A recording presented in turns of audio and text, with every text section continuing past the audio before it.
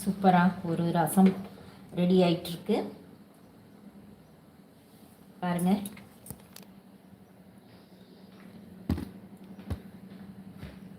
பருப்பு ரசம், இது வந்து தண்ணி ரசம், பருப்பு ரசம் போல இல்லை.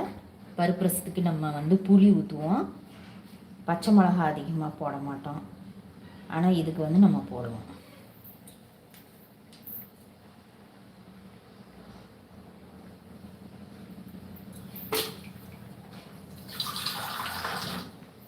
இன்னும் கொஞ்சம் குவான்டிட்டி ஜாஸ்தி. இப்போ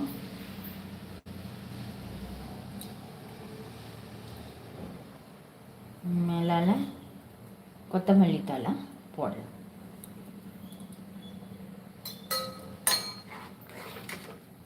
இப்போ ஒரு கொதி விடணும்.